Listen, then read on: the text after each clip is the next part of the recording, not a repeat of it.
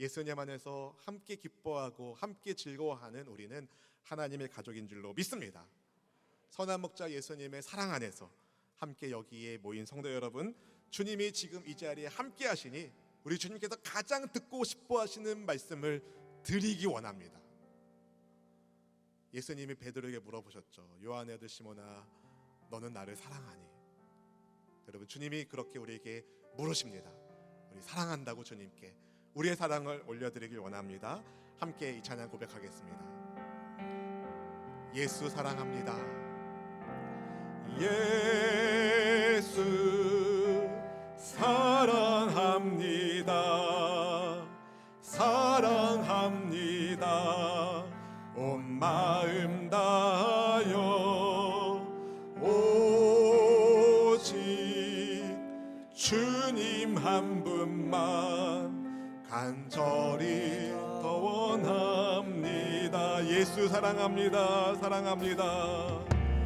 예수 사랑합니다. 사랑합니다. 온 마음 다하여 오직 주님 한 분만 간절히 더 원합니다. 넘쳐나네 넘쳐나네 넘쳐나네 주를 향한 내 속에 갈망이 주님께로 날 이끌어 주소서. 주님을 더 원합니다. 넘쳐나네 넘쳐나네 넘쳐나네 주를 향한 내 속에 갈망이 주님께로 날 이끌어 주소서. 주님을 더 원하. 여러분의 입으로 고백하기 원합니다. 예수 사랑합니다. 예수 사랑합니다. 사랑합니다. 온 마음 다하여 오직 주님 한 분만 간절히 더 원합니다. 선한 목자 예수님의 음성을 듣고 주님의 품 안에서, 주님의 울타리 안에서 하나님의 자녀로 살게 하신 것 감사드립니다. 지금 이 자리에 성령 하나님 우리와 함께하고 계심을 믿사오니 믿음의 눈을 들어 주를 뵙게 하여 주시고 주께 사랑의 마음으로 감사의 영광 중에 하나님 앞에 예배하게 하옵소서. 이 시간 성령 하나님 온 마음 다해 환영합니다. 인정합니다. 모셔드립니다. 각 사람의 심령 가운데 주님 말씀하여 주시고 깨달은 하나님의 말씀대로 순종함으로 들어와도 나가도 복을 받는 천국 백성의 삶을 살도록 인도하여 주시옵소서. 이 부족한 종의 입술을 성령께서 붙잡아 주시고 오직 생명의 하나님 말씀 온전히 증거되게 하여 주셔서 하나님께 기쁨이 되는 우리 공동체의 모든 지체들 되게 하여 주시옵소서.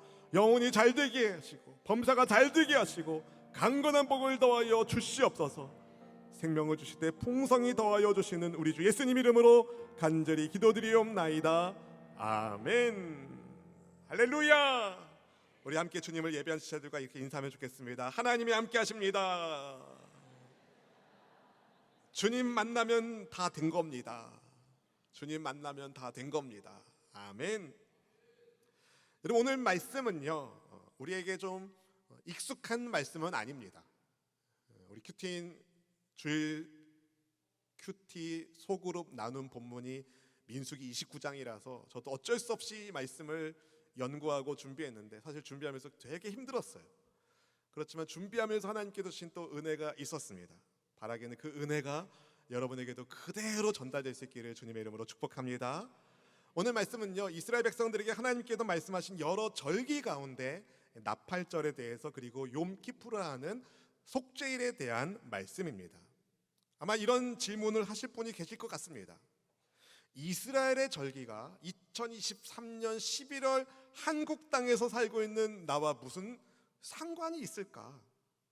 아주 깊은 연결고리가 있습니다. 왜 그런지 말씀을 통해서 함께 나누려고 하는데요.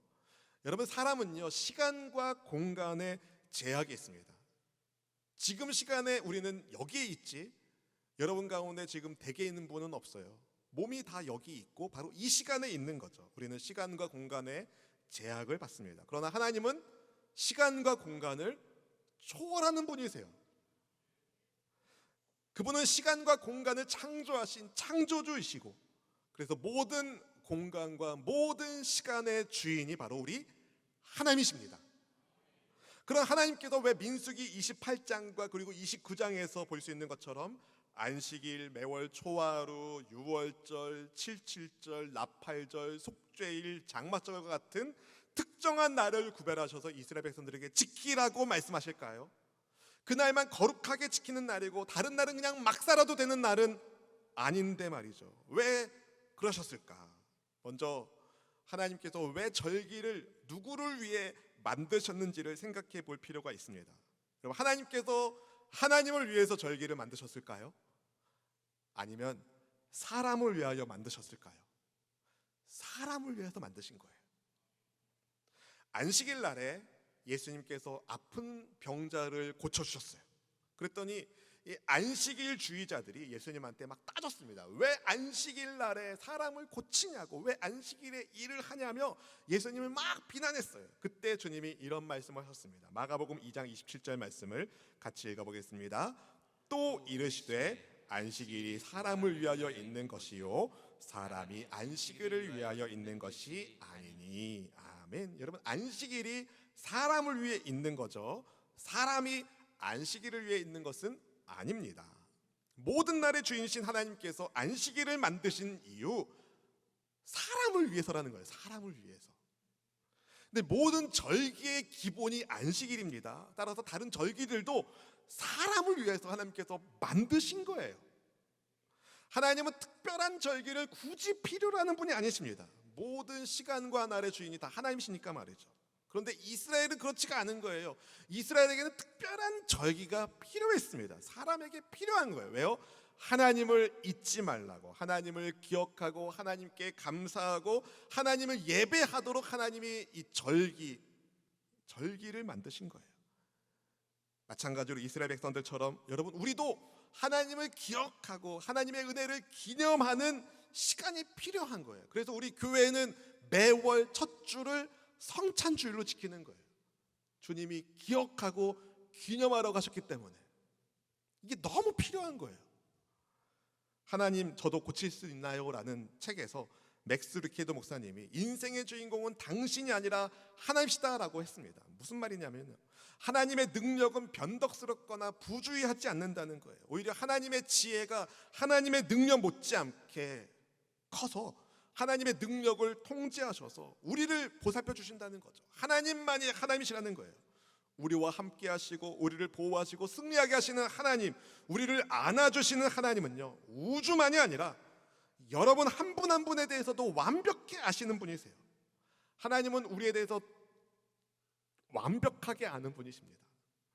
우리는 나도 나를 잘 모르겠다 싶을 때가 있잖아요. 근데 하나님은 우리에 대해서 완벽하게 아시는 분이세요. 그래서 시인은 시편 139편 1절에서 4절까지 이런 고백을 했어요. 같이 읽어보겠습니다. 야훼여, 주께서 나를 살펴보셨으므로 나를 아시나이다. 주께서 내가 앉고 일어섬을 아시고 멀리서도 나의 생각을 밝히 아시오며 나의 모든 길과 내가 눕는 것을 살펴보셨으므로 나의 모든 행위를 익히 아시오니 야훼여, 내 혀의 말을 알지 못하시는 것이 하나도 없으시니이다. 아멘. 나의 모든 것을 아시는 하나님, 우리의 체질을 아시는 하나님은요, 우리가 얼마나 쉽게 넘어지는지, 낙심하는지, 절망하는지, 얼마나 쉽게 죄의 세력에 붙들리는지를 아시는 분이세요. 그래서 하나님은 절기를 만드셔서 이스라엘 백성들로 하여금 때마다 하나님의 은혜를 붙들도록 하신 거죠. 특별히 속죄의 절차를 밟게 하시면서 말입니다. 오늘 본문에서 하나님은 이스라엘 백성들에게 매년 7째 날 초하루에 성회로 모이라고 말씀하십니다. 그날에는 아무 일도 하지 말라고 하시면서 말이죠. 본문 1절 말씀 같이 읽어보겠습니다. 7째 달에 이르러는 그달 초하루에 성회로 모이고 아무 노동도 하지 말라. 이는 너희가 나팔을 불 날이니라. 아멘. 우리에게 음력이 있는 것처럼 유대인에게도 여러분 히브리력이 있는데요, 유대 종교력으로 7째 날 초하루, 그러니까 7월 1일은 그들에게 로시아샨나, 새해예요. 새해. 그날이 새해예요. 우리 달력으로는 9월에서 10월 경인데 그날에 나팔을 불었기 때문에 나팔절이라는 이름이 붙었습니다. 이스라엘 백성들은 그날에 성회로 모였어요. 그러니까 새해의 첫 시작을 하나님을 예배하는 것으로 시작했다는 것을 보여줍니다. 이것은 이스라엘 공동체가 하나님 중심의 예배 공동체라는 것을 기억하고 기념하게 하시는 거예요. 이스라엘은 나팔과 관련된 여러 추억들이 있습니다. 대표적으로 출애굽기 19장에서 이스라엘의 하나님과 시내산 언약, 하나님이 이스라엘의 하나님이 되시고 이스라엘이 하나님의 백성이 되는 그 언약을 맺을 때에 온 산이 크게 진동하고 나팔 소리가 크게 들리면서 하나님이 임하셨어요. 강림하셨어요. 그래서 나팔 소리가 나면 이스라엘 백성들은 자연스럽게 하나님의 임재를 떠올릴 수 있었습니다. 그리고 민수기 10장에 보면은 회중을 모을 때, 리더십들을 모을 때, 이스라엘 진영이 출발할 때 부는 나팔 방법이 있어요. 뚜뚜 불 때랑 뚜뚜뚜 불 때랑 뚜뚜뚜 불 때랑 그 신호에 따라서 행동 지침이 다 있었습니다. 특별히 하나님께서 이스라엘 백성에게 뭐라고 말씀하시냐면, 그들이 공격을 받으면, 적들을 만나서 공격받으면 나팔을 불라고 하셨어요. 그럼 하나님이 이스라엘을 기억하시고 구원을 주시겠다는 약속을 하셨습니다. 그래서 이스라엘 백성에게 나팔은요, 하나님의 임재와 하나님의 동행하심과 그리고 대적들로부터 그들을 보호해 주시는 하나님의 약속을 붙드는 장치였던 거예요. 그래서 레위기 23장 24절 말씀은 나팔절을 기념하는 날이라고 말하죠. 같이 읽어볼까요? 이스라엘 자손에게 말하여 이르라. 7째 달 곧 그 달 첫 날은 너희에게 쉬는 날이 될지니 이는 나팔을 불어 기념할 날이요 성회라. 아멘. 나팔을 불어 기념하는 나팔절. 이스라엘 백성들은 나팔 소리와 함께 하나님의 임재와 인도하심과 보호하심을 기억하고 감사의 예배를 드렸습니다. 시기적으로는 9월 10월 경이니까 추수가 끝났을 때예요. 그러니까 풍성한 은혜를 베푸신 하나님의 은혜에 감사하면서 이 새해도 앞으로 한 해도 주님의 은혜 가운데 주님과 동행하겠다는 믿음의 결단을 나팔절에 할 수 있었습니다. 주님은 그날에 하나님께 어떤 제물을 드려야 되는지 말씀해 주시는데, 본문 2절에서 6절까지 나팔절에 드려야 하는 제물의 종류와 양에 대해서 쭉 나옵니다. 먼저 본문 2절 말씀을 같이 읽어볼까요? 너희는 수송아지 한 마리와 순양 한 마리와 1년 되고 흠 없는 순양 7마리를 야훼께 향기로운 번제로 드릴 것이며. 아멘. 나팔절에 하나님께서 이스라엘 백성들에게 향기로운 번제로 수송아지 한 마리, 순양 한 마리, 그리고 1년 되고 흠 없는 순양 7마리를 불태워 바치라고 말씀하십니다. 번제가 제물을 불로 태워서 그 향기로 하나님께 기쁨을 올려드리는 제사 방법이잖아요. 그래서 번제는요, 하나님과의 바른 관계를 회복하고 번제를 드리는 예배자, 제사자가 그의 전 인격이 하나님께 바쳐진 헌신을 상징하는 제사법이었습니다. 그런데 번제만 드리는 게 아니라 소제도 같이 드리죠. 곡식 제물도 겸해서 드리는데요. 본문 3절 4절 말씀 읽어보실까요? 그 소제로는 고운 가루에 기름을 섞어서 쓰되 수송아지에는 10분의 3이요 순양에는 10분의 2요 어린 양 7마리에는 어린 양 한 마리마다 10분의 1을 드릴 것이며. 아멘. 고운 밀가루를 번제와 함께 같이 드리는 것, 이것을 소제 제물이라고 하는데요. 수소 한 마리에 10분의 3 에바, 도량형으로 에바고요. 순양 한 마리에 10분의 2 에바, 어린 순양 7마리 경우 마리마다 10분의 1 에바를 하나님께 바쳐야 했습니다. 1 에바, 우리는 익숙하지 않은데 1 에바는 대략 22리터입니다. 22리터. 그러니까 소 한 마리에 6.6리터, 양 한 마리에 4.4리터, 어린 양 마리당 2.2리터니까 모두 7마리니까 15.4리터를 드렸어요. 그러니까 양이 엄청난 거예요. 근데 소제를 드리려면, 여러분, 곡식 제물을 드리려면 어떻게 해야 돼요? 곡식이 있어야죠. 곡식은 어떻게 나와요? 심고 돌봐야 곡식이 맺히잖아요. 그러니까 소제는 삶의 열매를 하나님께 바치는 것이었습니다. 그리고 중요한 것을 드리게 하는데 바로 속죄를 위하여 순염소 한 마리를 속죄 제물로 바치게 하셔요. 본문 5절 말씀 읽어보실까요?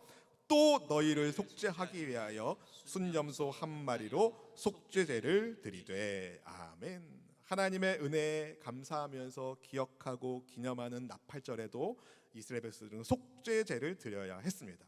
하나님이 그렇게 드리라고 하신 이유가 있습니다. 왜요? 죄를 사해야만 하나님과 함께하는 삶의 여정을 살 수 있기 때문입니다. 거룩하신 하나님 앞에 나아가려면, 진정한 예배자가 되려면 반드시 죄의 문제가 해결되어야 되는데, 그래서 속죄 제물을 드리게 하신 거예요. 향기로운 번제로 드리는 번제와 소제, 그리고 속죄를 위해 드리는 속죄제, 이 모든 제물을 다 합치면 여러분 그 분량이 어느 정도 되겠습니까?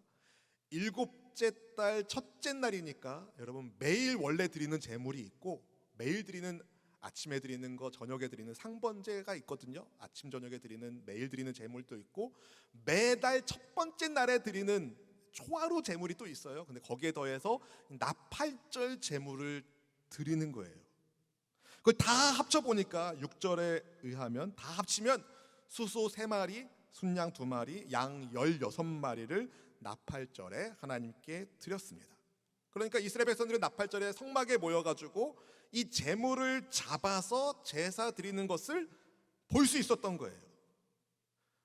그 여러 마리의 제물들을 하나님께 바치는 것을 보는 시간이 있을 거 아니에요. 시간이 흐를 거 아닙니까?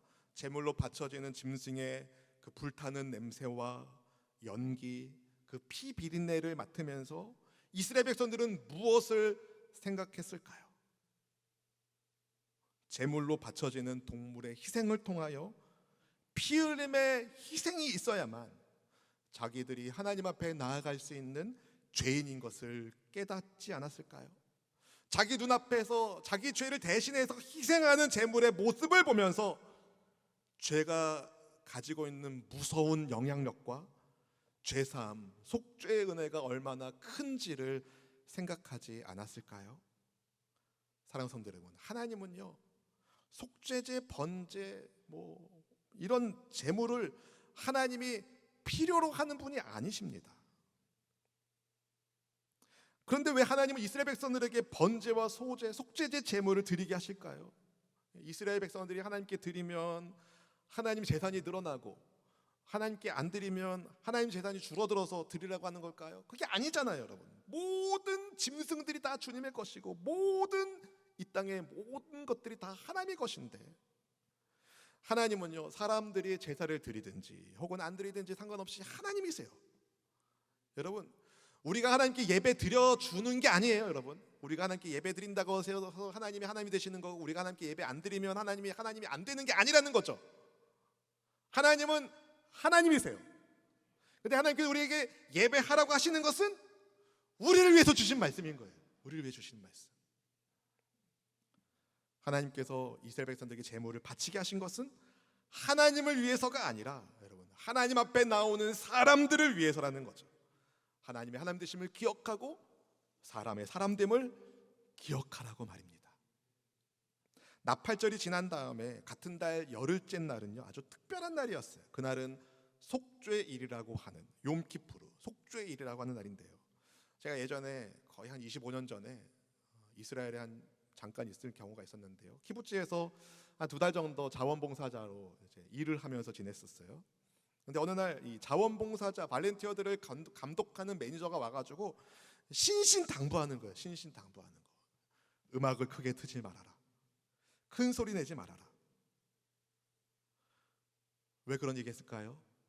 그날이 속죄일이었어요. 그날이 이스라엘 백성들에게 얼마나 중요한 날인지 그때 제가 직접 볼 수 있었거든요. 속죄일은 이스라엘 백성들에게 가장 엄숙하게 지켜야 하는 날로 하나님이 뭐라고 말씀하시냐면 마음을 괴롭게 하라고 하십니다. 마음을 괴롭게 하라. 여러분, 하나님은 우리의 마음을 기쁘게 하는 분이신데 왜 이스라엘 백성들에게 그 마음을 괴롭게 하라고 말씀하셨겠습니까? 그 의미가 있는 거예요.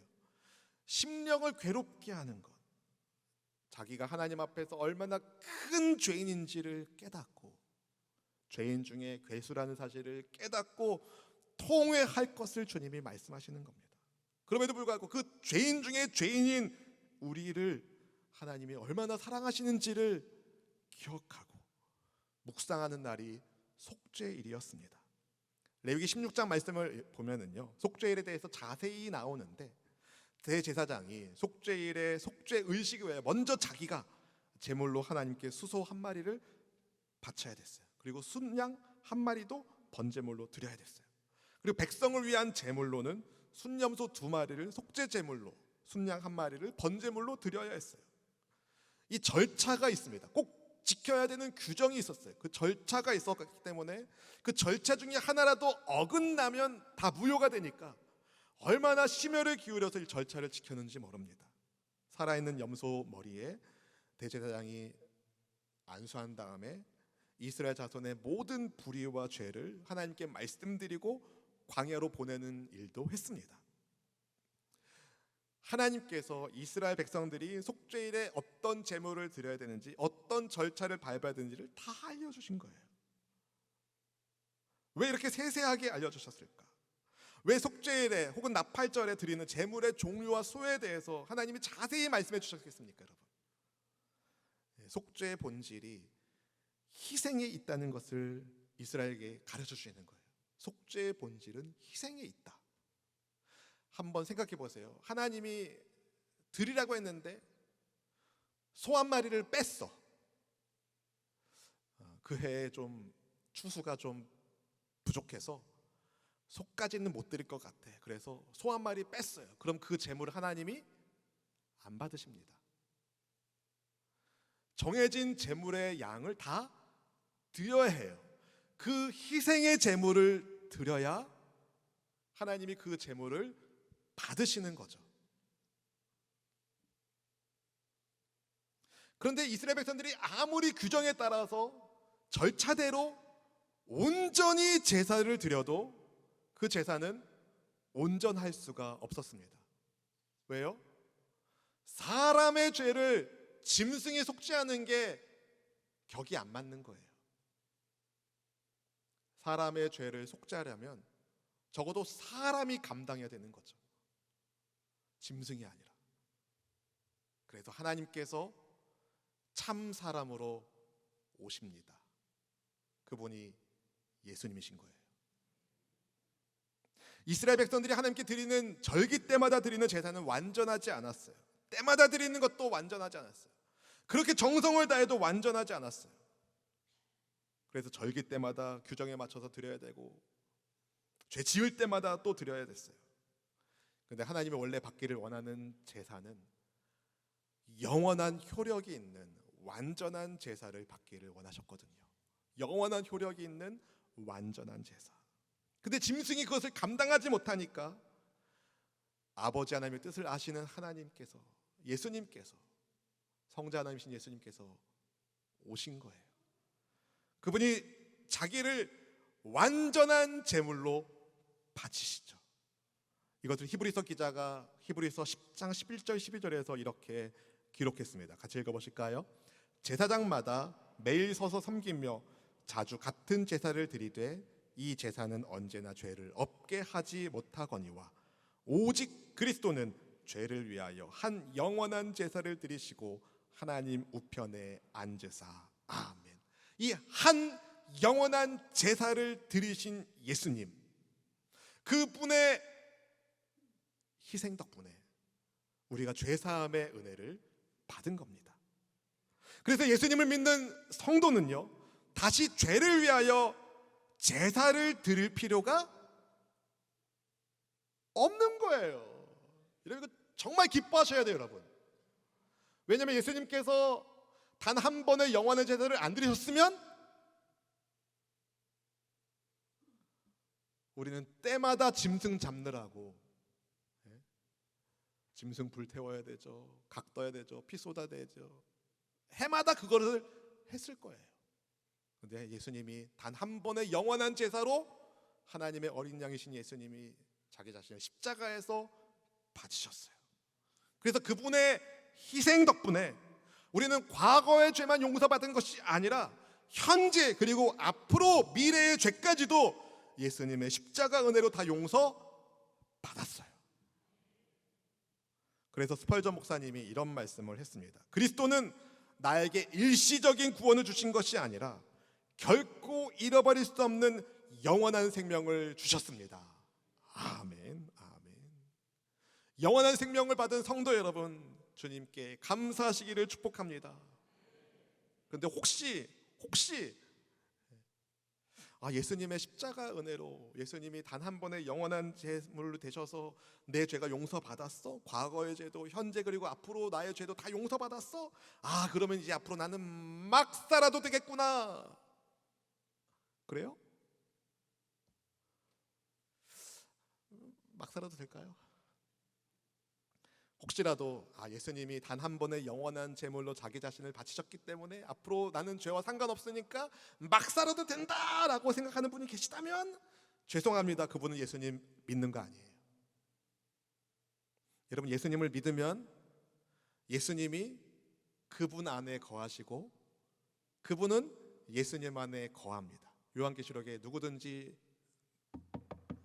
내 문 두드린 소리 듣고 마음의 문을 열면 내가 들어가서 그와 더불어 함께 사신다고 주님 말씀하셨잖아요. 그러니까 예수님을 믿는 성도는요, 예수님과 같이 사는 거예요. 예수님이 같이 사시는 거예요. 여러분, 사람은요, 내 옆에 한 사람만 있어도 죄 짓지 않아요. 왜요? 그 한 사람의 눈이 무서워서.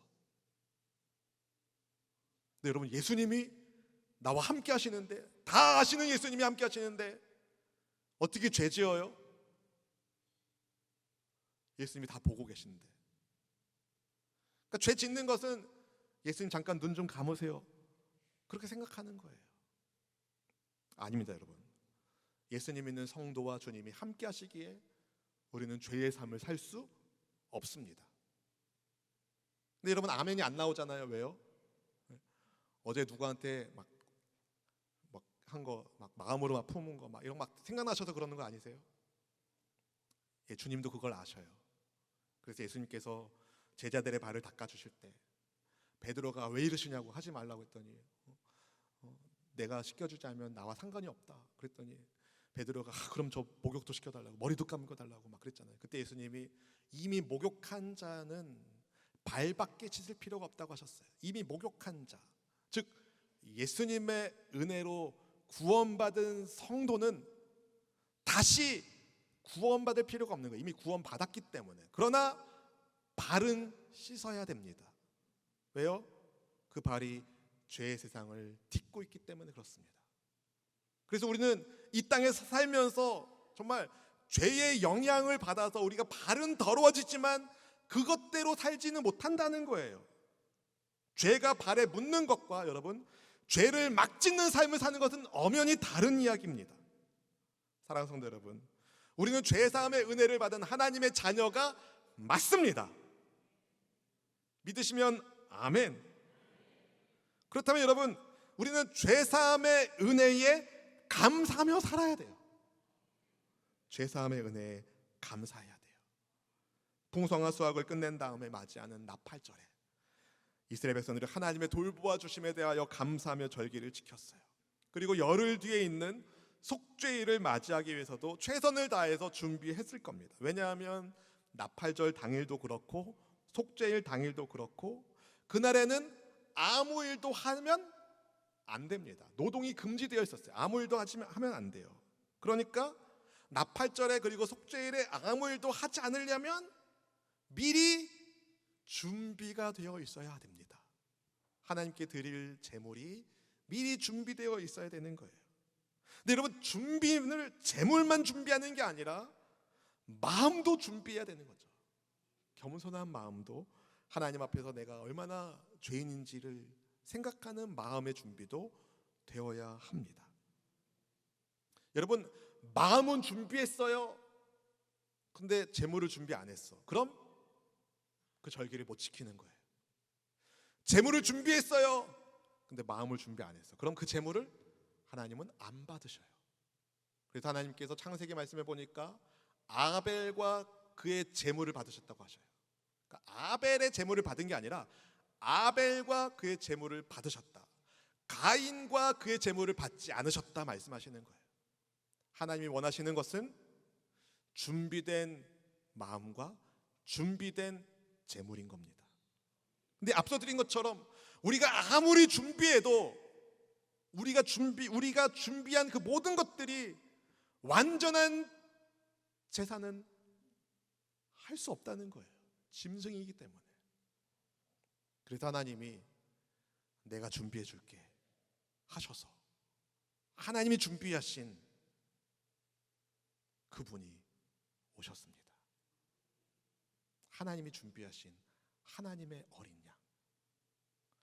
창세기 말씀에 보면 아브라함이 독자 이삭을 잡으려 할 때 하나님이 말리시고 하나님이 준비하신 양을 바치게 하시잖아요. 그것이 하나님의 아들이신 예수님의 죽음을 보여주시는 구약의 그림이거든요. 내가 죽어야 할 죄의 현장에서 하나님이 준비하신 하나님의 어린 양이신 예수님이 죽으심으로 우리가 죄사함의 은혜를 받았습니다. 그렇다면 이제는 우리에게 주님이 물어보시는 거예요. 준비된 믿음으로 살아라. 준비된 마음으로 살아라. 제물은 주님이 준비하셨으니까, 하나님의 어린 양 주님이 준비하셨으니까 우리는 준비된 마음으로 감사하며 사는 겁니다. 예수님은 저와 여러분에게 죄사함의 은혜를 베풀어 주신 주님께 여러분 언제 감사하실 거예요? 한번 따라해 보실까요? 평생 감사, 범사에 감사, 날마다 감사. 왜냐하면 죄사함의 은혜가 평생 나와 함께하고 날마다 나와 함께 하시기 때문에. 그리고 주님께서 나팔소리, 하늘나라 나팔소리 울릴 때에 우리 주님 오실 텐데, 오늘 2부 예배 때 잠깐 그런 얘기 했는데요, 기도하는데 그런 마음 주시는 거예요. 요한아, 지금도 나팔은 울리고 있다. 성도들의 신앙을 통하여. 그 마음을 주시더라고요. 여러분 한 분 한 분이 하나님의 나팔소리입니다. 하나님의 나팔소리가 울릴 때에 이스라엘 백성들은 하나님의 임재와 하나님의 동행하심과 하나님의 그 사랑을 기억하고 기념했어요. 여러분이 하나님의 나팔이 되셔서 여러분을 통해서 그 소리를 듣는 다른 사람들이 하나님의 임재와 하나님의 동행하심과 하나님의 사랑을 맛보아 알 수 있기를 주님의 이름으로 축복합니다. 여러분, 하나님의 사람답게 예수님과 늘 동행하시면서 죄사함의 은혜에 감사하며, 정말 그 은혜만으로도 감사한 거예요. 그 은혜만으로도 우리는 복 받은 거예요. 예수님의 사람들 제자반에서 그런 책에 그런 내용이 나와요. 어떤 성도님이 이런 얘기를 하더래요. 나는 예수님 믿는데 복음 못 받았어. 그런가요? 예수님 믿는데 복 못 받으셨어요? 여러분, 예수님 믿는 것 자체가 복 중의 복입니다. 우리는 복 받은 사람들이에요. 복 받은 하나님의 자녀입니다. 마음의 모든 의심 깨치시고 정말 날마다 나의 삶을 속죄함으로 인도하시는 그 예수님 사랑 붙들고 감사하며 하나님의 나팔소리 내는 저 여러분 다 되시기를 주님의 이름으로 축원합니다. 우리 찬송가 257장 함께 찬양하겠습니다. 우리의 신앙으로 하나님 앞에 고백하기 원합니다. 함께 찬양합니다. 마음에 가득한 의심을 깨치고 지극히 화평한 마음으로 찬송을 부르는 어린 양 예수의 그 피로 속죄함 얻었네. 속죄함 속죄함 주 예수 내 죄를 속했네. 할렐루야 소리를 합하여 함께 찬송하세. 그 피로 속죄함 얻었네. 금이나 은같이 없어질 보배로 속죄함 받은 것 아니요. 거룩한 하나님 어린 양 예수의 그 피로 속죄함 얻었네. 속죄함 속죄함 주 예수 내 죄를 속했네. 할렐루야 소리를 합하여 함께 찬송하세. 그 피로 속죄함 얻었네. 나 같은 죄인이 용서함 받아서 주 앞에 옳다함 얻음은 확실히 믿기는 어린 양 예수의 그 피로 속죄함 얻었네. 속죄함 속죄함 주 예수 내 죄를 속했네. 할렐루야 소리를 합하여 함께 찬송하세. 그 피로 속죄함 얻었네. 거룩한 천국에 올라간 후에도 넘치는 은혜의 찬송을 기쁘게 부르는 어린 양 예수의 그 피로 속죄함 얻었네. 속죄함 속죄함 주 예수 내 죄를 속했네. 할렐루야 소리를 합하여 함께 찬송하세. 그 피로 속죄함 얻었네. 속죄함 속죄함 속죄함 주 예수 내 죄를 씻었네. 할렐루야 소리를 합하여 함께 찬송하세. 그 피로 속죄함 얻었네. 이 시간 함께 같이 기도하기 원합니다. 죄사함의 은혜 우리는 얼마나 감사하며 살고 있습니까?